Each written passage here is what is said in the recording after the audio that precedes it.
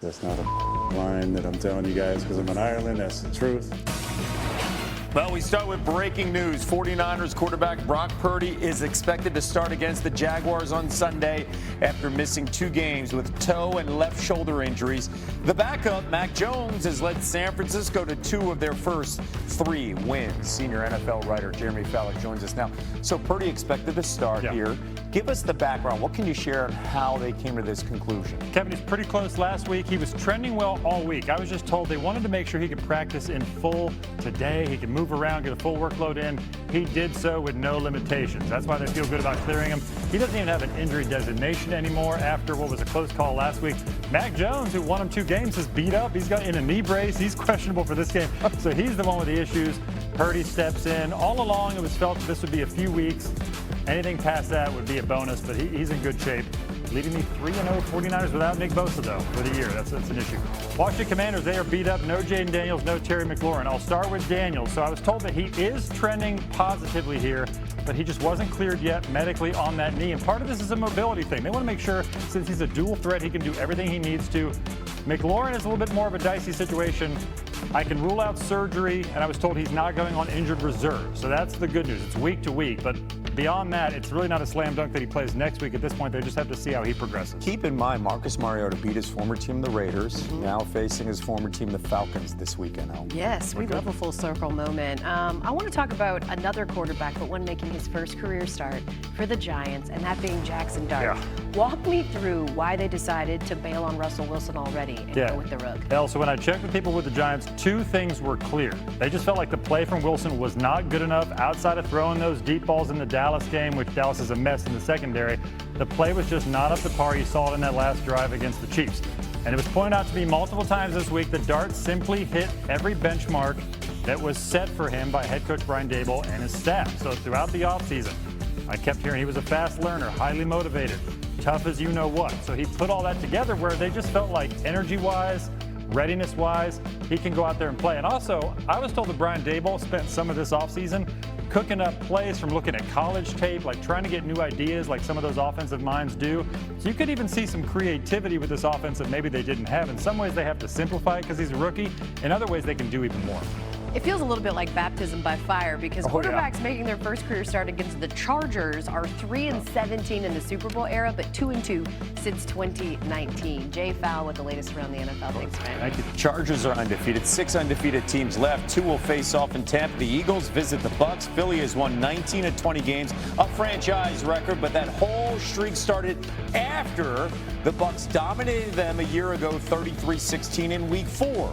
For much more, here's Sal Palantonio.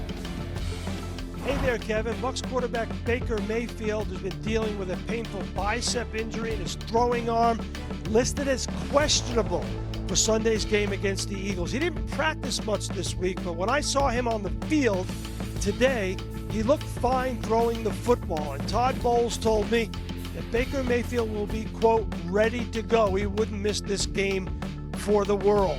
Remember last year, Mayfield 30 for 47, 347 yards, 2 touchdowns.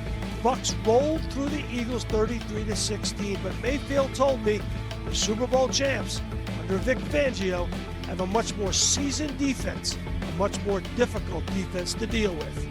These guys up front, we got to take care of them. So whether it's getting the ball out quick, making them run, obviously we have the advantage here in Tampa with the heat. So trying to tire those guys out, knowing that early in the game, probably not able to take a lot of shots. If you hold on the ball an extra tick, they're going to be there. So he does a great job coaching those guys up on the details, and the safety's playing from top down. There's not a whole lot of stuff over the top of them.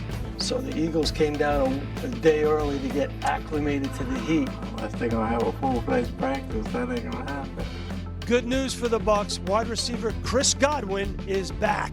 Bad news, Mike Evans, the future Hall of Famer, he's out. And in the last 5 games, when Evans has not been in the starting lineup, the Bucs have lost 5 straight. In Tampa, Sal Palantonio, ESPN. Now, you heard Sal Pal hit on it. It wasn't just that there was a noticeable difference and that they went winless when Mike Evans wasn't there. They also averaged almost 7 points fewer per game and also averaged 100 less yards. Let's keep it Eagles-Bucks with our Friday mainstay, Mina Kimes. One of these teams will remain undefeated and one will be handed their first loss after this weekend. So what do you think is going to be the key in this one? I think for Tampa, you really have to run the ball better than you've been running it all year long. The return, hopefully, of Tristan Wirfs, I think, will help in that regard. But for me, it has a lot to do with the matchup. This Eagles defense has two vulnerabilities. One is the second cornerback position. Without Mike Evans, that's something that's going to be a little bit hard for the Bucs to attack. We'll see what they do with Iguodala in terms of where they align him. But I think this run game can take advantage of the Eagles' light box-centric run defense, which is 30th in run defense and success rate against the run. So I'm looking for that combination of Bucky Irving, Rashad White, that gap scheme run game to take advantage of that. And if they do, I think they can help control the flow of the game. Yeah, you're right. The Bucs haven't been consistent, but they do have some explosive capabilities. They've got 12 rushes of 10-plus yards this season, tied for the fourth most in the NFL. Everything is bigger in Texas, and guess what? That includes the drama. The offseason was headlined by Micah Parsons and his push to get a long-term deal done with the Cowboys. And when things went sideways, Jerry Jones surprised many, and he traded his superstar to Green Bay. Exactly 1 month later, Michael will make his return to Arlington on Sunday. Here's how he got here. I'm Jerry's guy. At the end of the day, whatever it takes for me to just continue to be a Cowboy until I retire, like, I couldn't imagine myself anywhere else. Most of the issues we're in agreement on. I don't view it as urgent at all. I feel like, I'm the best at what I do. Stats, numbers don't lie. They sign the checks. Let's see if they want me to be here at the end of the day.